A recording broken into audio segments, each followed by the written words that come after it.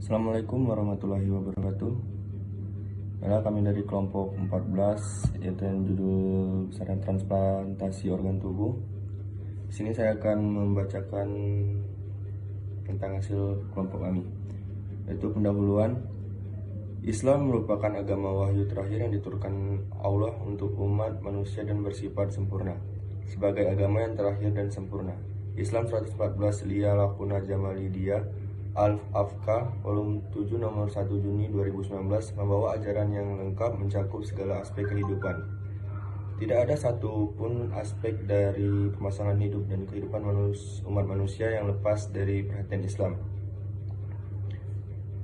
Salah satu aspek kehidupan yang sangat penting adalah kesehatan. Islam telah menetapkan dasar-dasar konsepsional sebagai pedoman bagi umatnya untuk meningkatkan, memelihara dan memulihkan kesehatan. Transplantasi organ tubuh telah menjadi salah satu jalan keluar yang paling berarti dalam dunia kedokteran modern. Banyak nyawa manusia yang tertolong dengan cara transplantasi organ ini. Tingkat kelangsungan hidup dari pasien penerima donor pun saat ini sangat tinggi, sehingga permintaan untuk melakukan transplantasi semakin meningkat di seluruh dunia, termasuk di Indonesia. Dalam melakukan praktik transplantasi organ tubuh pada transplantasi semakin meningkat di seluruh dunia, termasuk di Indonesia. Dalam melakukan praktik transplantasi organ tubuh pada manusia memerlukan pertimbangan yang matang dan kehati-hatian, sebab transplantasi organ beragam jenisnya dan semakin berkembang. Tidak hanya organ jantung saja, namun pada cangkok ginjal, hati, dan beberapa organ lainnya termasuk jaringan tubuh manusia, yakni jaringan otot maupun syaraf. Hal ini pun perlu diperhatikan dari sisi manfaat dan mafsadahnya. Pembahasannya, sejarah transplantasi organ. Pencakupan organ tubuh pertama kali dilakukan di Mesir sekitar 2000 tahun sebelum diutusnya Nabi Isa alaihissalam. Telah ditemukan manuskrip yang isinya antara lain uraian mengenai percobaan-percobaan transplantasi jaringan. Sedangkan di India, seorang ahli bedah bangsa Hindu telah berhasil memperbaiki hidung seorang tahanan yang cacat akibat siksaan dengan cara mentransplantasikan sebagai kulit dan jaringan lemak yang diambil dari bawah lengannya. Pada masa Nabi SAW pun terdapat peristiwa serupa, yakni operasi plastik dengan menggunakan organ buatan atau palsu. Sebagaimana diriwayatkan Abu Daud bahwa kakeknya Ar-Fajah bin As'ad pernah terpotong hidungnya pada perang Kulab. Lalu kemudian ia memasang hidung palsu dari logam perak. Namun, dalam beberapa waktu kemudian, hidungnya tersebut menimbulkan bau yang tidak sedap karena mulai membusuk. Sehingga Nabi SAW menyuruh untuk memasang hidung palsu yang terbuat dari logam emas. Definisi transplantasi. Istilah transplantasi berasal dari bahasa Inggris transplantation, untuk noun dari kata kerja to transplant, yang artinya pencakokan jantung kulit. Sedangkan dalam kamus The Advanced Learner Dictionary of Current English, Hombi dan Gentebay mengartikan transplantasi dengan to move from one place to another, memindahkan dari satu tempat ke tempat lain. Adapun dalam istilah ilmu kedokteran, transplantasi adalah memindahkan jaringan atau organ yang berasal dari tubuh yang sama atau tubuh yang lain. Hal ini dapat dilakukan baik sesama manusia maupun dari binatang. Menurut Mas Jepuk Zuhdi dalam bukunya Masail Fikih, pencakupan transplantasi ialah memindahkan organ tubuh yang mempunyai daya hidup yang sehat untuk menggantikan organ tubuh yang tidak sehat. Mas Jepuk Zuhdi dalam bukunya Masail Fikih, pencakupan transplantasi ialah memindahkan organ tubuh yang mempunyai daya hidup yang sehat untuk menggantikan organ tubuh yang tidak sehat dan tidak berfungsi dengan baik, yang apabila diobati dengan prosedur medis biasa, harapan penderitaan untuk bertahan hidupnya tidak ada lagi. Macam-macam transplantasi dan donor organ tubuh. Berdasarkan sifat pemindahan organ atau jaringan tubuh yang dipindahkan ke tubuh yang lain, transplantasi dibedakan menjadi 3, yaitu autograft. Ialah memindahkan organ, jaringan atau organ dari satu tempat ke tempat yang lain dalam tubuh pasien sendiri. Contohnya, operasi bibir sumbing. 2. Allograft. Ialah pemindahan jaringan atau organ dari satu tubuh ke tubuh yang lain dengan sama spesiesnya, manusia dengan manusia. Contohnya, transplantasi ginjal dan kornea mata. 3. Xenograft. Ialah pemindahan jaringan organ dari satu tubuh ke tubuh yang lain dengan berbeda spesies. Spesies manusia dengan binatang. Menurut Qutbuddin Albab, bahwa dilihat dari hubungan genetik antara donor dan resipien ada 3 macam pencapidu yang sama jenisnya. Jenis manusia dengan manusia. 3. Heterotransplantasi, yaitu donor dan resipiennya merupakan 2 individu berlainan jenis, seperti transplantasi yang donornya adalah hewan, sedangkan resipiennya adalah manusia. Sedangkan menurut Fathur Rahman, dilihat dari jenis transplantasi dibedakan menjadi 2, yaitu transplantasi jaringan seperti pencakokan kornea mata dan menambal bibir sumbing. Transplantasi ini dilakukan hanya untuk menyempurnakan atau mengobati kekurangan yang ada pada seseorang. 2. Transplantasi organ seperti pencakokan ginjal, jantung, dan hati. Transplantasi ini dilakukan untuk mempertahankan eksistensi kelangsungan hidup manusia. Adapun beberapa tipe donor organ tubuh dan masing-masing tipe memiliki permasalahan sendiri, yaitu pertama, donor dalam keadaan hidup sehat. Tipe ini memerlukan seleksi yang cermat dan general check-up, pemeriksaan kesehatan yang lengkap, baik terhadap donor maupun terhadap penerima resipien, demi menghindari kegagalan transplantasi yang disebabkan karena penolakan tubuh resipien, sekaligus mencegah resiko bagi donor. Kedua, donor dalam keadaan koma atau diduga kuat akan meninggal segera. Untuk tipe ini, pengambilan organ tubuh donor. Assalamualaikum warahmatullahi wabarakatuh. Saya akan melanjutkan presentasi dari kelompok kami. Hukum transplantasi organ tubuh. Kajian yang membahas terkait praktek transplantasi jaringan maupun organ dalam khazanah intelektual dan keilmuan fikih Islam relatif jarang dan hampir tidak pernah dikupas oleh fuqaha secara mendetail dan jelas, yang mungkin karena faktor barunya transplantasi. Oleh karena itu, para ulama kontemporer khususnya melakukan istijtihad untuk memberikan pandangan terhadap kasus transplantasi. Zakaria Al-Ansri pun sependapat dengan pendapat Al-Nawawi dalam kitabnya Fatu Al-Wahhab Syarh Manhaj Al-Tulab, bahwa seorang yang melakukan penyambungan tulang atas dasar kebutuhan yang mendesak dengan tulang yang najis disebabkan tidak adanya tulang lain yang cocok, maka hal itu diperbolehkan dan sah sholatnya, terkecuali apabila tidak ada kebutuhan yang mendesak atau ada tulang lain yang suci, maka wajib membukanya walaupun sudah tertutup oleh daging, dengan catatan proses pengambilan aman dan tidak menimbulkan bahaya serta kematian.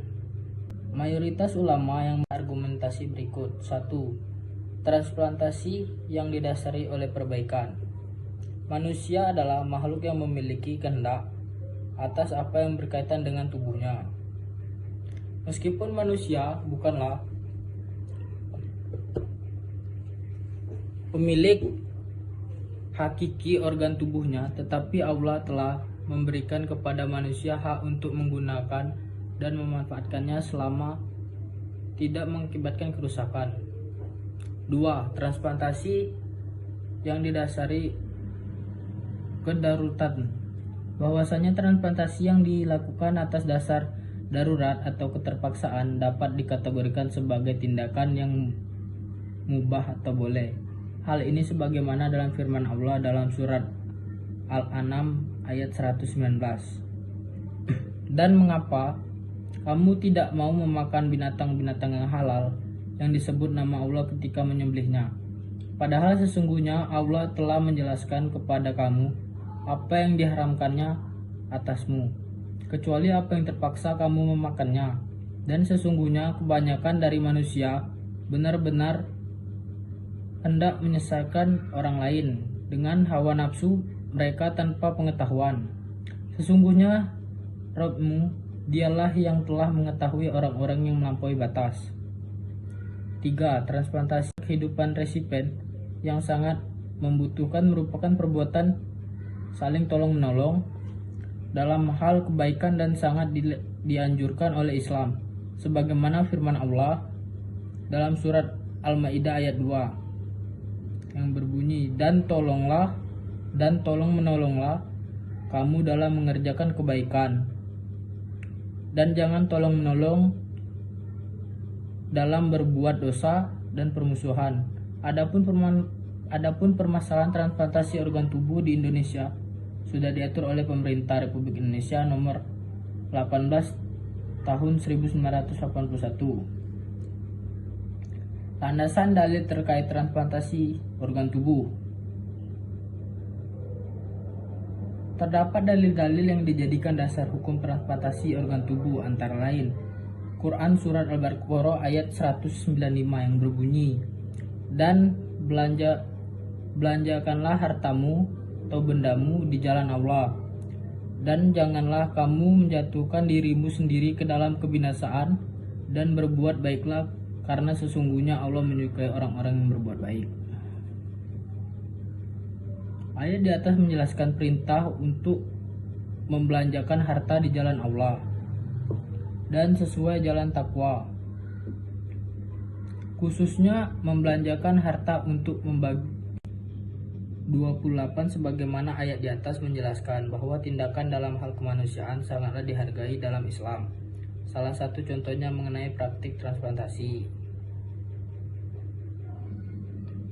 Islam pun memandangnya sebagai amal perbuatan manusia yang tinggi nilainya. Quran Surat Al-Maidah ayat 2, hai orang-orang yang beriman, janganlah kamu melanggar syariat Allah, dan jangan melanggar kehormatan bulan-bulan haram. Jangan atau mengganggu binatang-binatang.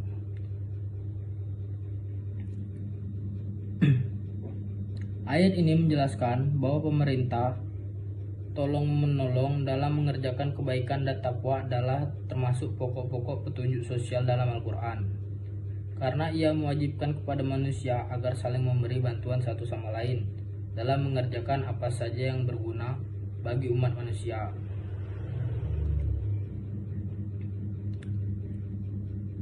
Sementara saat berbuat baik, orang-orang akan menyukai.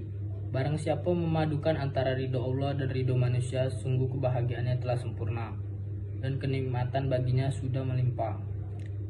Hadis Nabi riwayat Abu Daud.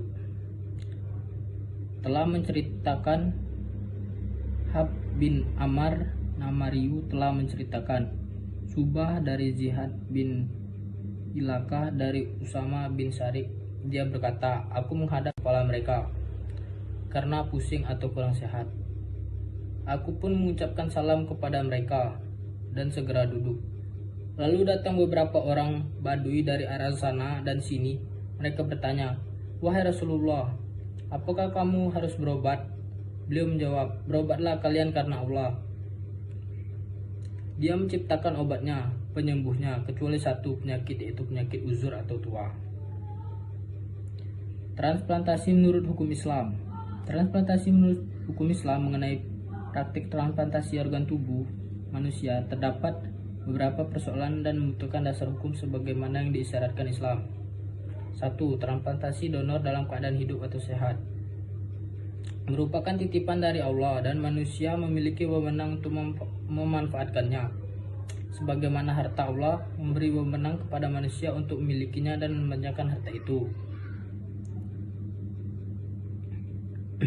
Kaidah di atas menegaskan bahwa dalam Islam tidak dibenarkan pengulangan suatu bahaya dengan menimbulkan bahaya lain, bahwa seseorang harus lebih mengutamakan menjaga dirinya dari kebinasaan daripada menolong orang lain dengan cara mengorbankan diri sendiri dan berakibat fatal.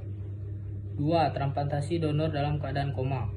Praktik transplantasi donor dalam keadaan koma hukumnya tetap haram. Hal ini sama halnya dengan mempercepat kematian dalam keadaan sekarat. Sebagaimana seharusnya orang yang sehat berusaha menyembuhkan orang yang sedang sekarat tersebut. Meskipun prediksi dokter mengatakan orang yang koma tersebut sudah tidak memiliki harapan lagi untuk sembuh. 3. Transplantasi donor dalam keadaan meninggal Islam. Memperbolehkan transplantasi donor dalam keadaan meninggal secara yuridis dan klinis dengan beberapa syarat, diantaranya resipien atau penerima donor berada dalam keadaan darurat yang mengancam jiwanya dan sudah menempuh pengobatan secara medis maupun non-medis, tetapi tidak membutuhkan hasil. Pencakupan tidak akan menimbulkan komplikasi penyakit yang lebih gawat dari resipien dibandingkan dengan keadaan yang sebelum pencakupan. 4. Transplantasi donor terhadap orang non-muslim. Mendonorkan organ tubuh sama halnya dengan menyedekahkan harta. Dalam melakukan pendonoran organ tubuh tidak hanya kepada sesama umat muslim saja, akan tetapi dapat dilakukan pula terhadap umat non-muslim. Hal ini diperbolehkan dengan catatan tidak memberikan kepada kaum kafir harbi, yang mana memerangi kaum muslim dan orang murtad yang keluar dari agama Islam secara terang-terangan. Karena dalam pandangan Islam bahwa orang-orang murtad berarti telah mengkhianati agama dan umatnya, sehingga berhak dihukum atau dibunuh. Adapun sebaiknya bagi seorang muslim untuk menerima organ tubuh non-muslim pun diperbolehkan dengan didasarkan pada 2 syarat. 1. Organ yang dibutuhkan tidak bisa diperoleh dari tubuh seorang muslim. 2. Nyawa muslim dapat melayang apabila transplantasi tidak segera dilakukan. Baiklah, sekian presentasi dari kelompok kami. Assalamualaikum warahmatullahi wabarakatuh.